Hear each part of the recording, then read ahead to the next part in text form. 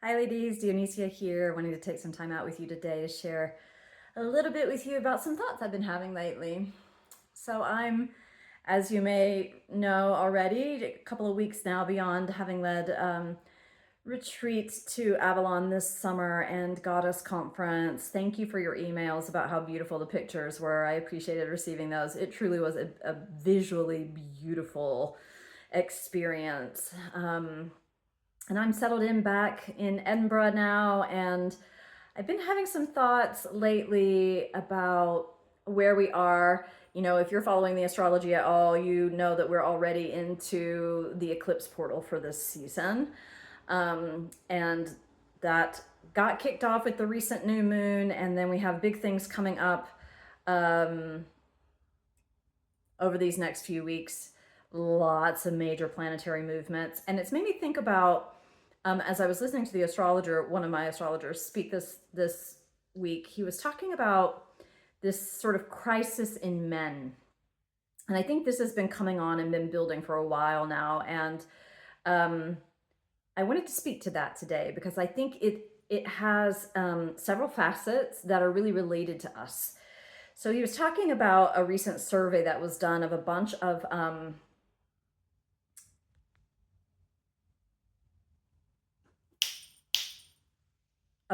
of young men, like teenage boys into early adulthood, like in their early 20s, and what a crisis they're in right now.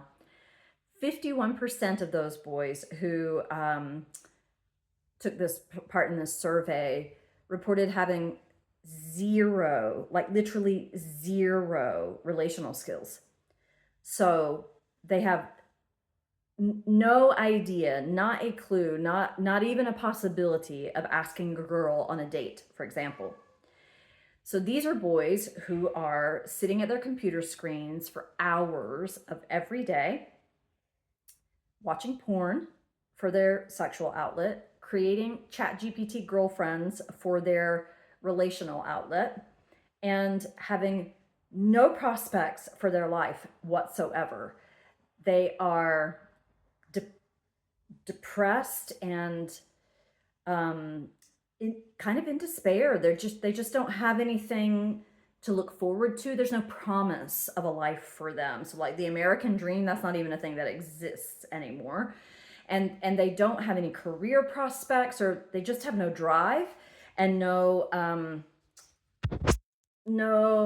desire or ability to pick themselves up from the place that they're in and create a life for themselves.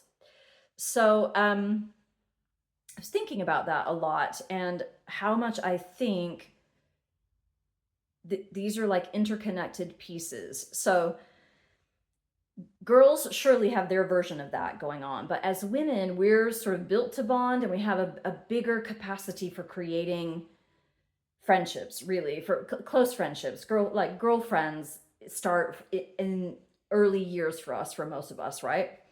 Often that actually changes as we get older. We have less and less in that. We need sisterhood in a really big way, and we have less and less of it. So we have to really be, creating it. But for girls in that age bracket, what they're really up against is self comparison and self worth issues based in watching influencers and celebrities on Instagram and comparing their bodies to that and comparing their looks to that and then comparing themselves to each other, and a lot of comparison stuff that then fosters things like eating disorders and wanting to do things to alter their bodies. So this is a mess, y'all. This is not a good thing for us. It's not a good thing for us as a collective, and it's not a good thing for us as society. And it's getting bigger. It's getting exacerbated. It's like we're all living inside of a pressure cooker in a certain kind of way, right? Because there's so much change happening, and we can't afford to leave them on their own.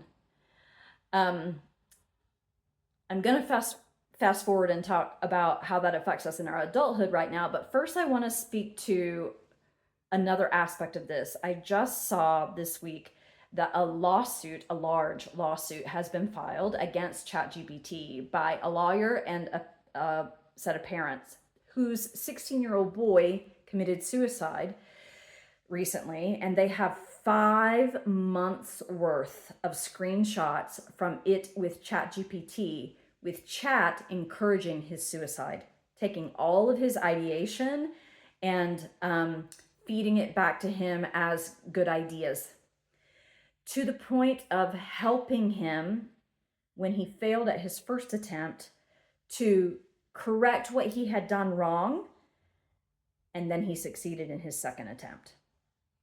So this sitting in front of screens and building false relationships and learning false sexuality, this is an epidemic, and it's a dangerous one.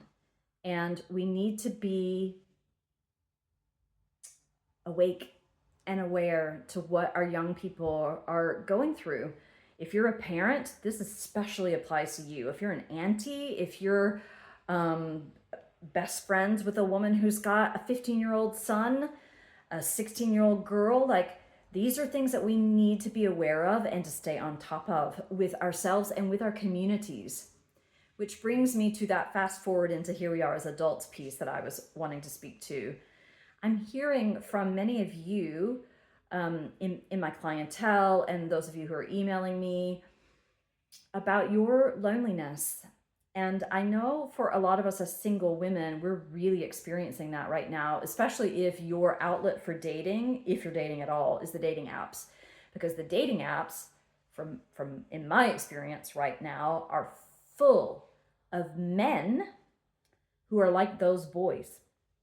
Lonely, desperate, sitting home alone on computer screens way too much, and therefore approaching women with a lot of bad behavior. So I've been seeing that on the dating apps myself. I'm hearing that from others of you as well. And I don't even believe at this point that the dating apps are the best way to be meeting people anymore. I think that there are better ways, and I've talked about that recently in other videos. But what I want to say is that this piece about loneliness is real, and we need each other. We humans are built for bonding, and I believe in a lot of ways men have a lot harder time accessing that than we do. They're not given as many kinds of social opportunities for closeness and touching as women are. And for us as women, we might still be in situations where we have to be seeking that out. You know, I think for a lot of us, well, I can speak from my own experience and many of the women in my life, I had, really close friendships with girls in high school, in college, all the way through my life. And now at this stage in my life, especially because I've, uprooted and left and moved to another country in these past couple of years, I don't have as many women close in with me as I have had in other. We're a little more, stretched apart on the web right now. So it's an interesting era of my life to be experiencing that. Now, I have the beautiful built-in aspect of having my daughter with me, so I have sort of a best friend traveling along in life with me, but I really feel for women who I'm talking to who don't have that, who are really alone in the world, and this is a hard time to be alone in the world. So I want to encourage you to be thinking about how you can create more community around you, how you can feel more connected, because it is so important. I am going to share with you in the email below a story that I found on Facebook a couple of days ago that speaks exactly to this. And I thought it was just a beautiful, brilliant way for this one person, how they decided to create connection and community. It's a sweet story, so I hope you enjoy that. But yeah, this is just an encouragement for you to be thinking about creating your own community or moving further into your own community if you do already have the blessing of that.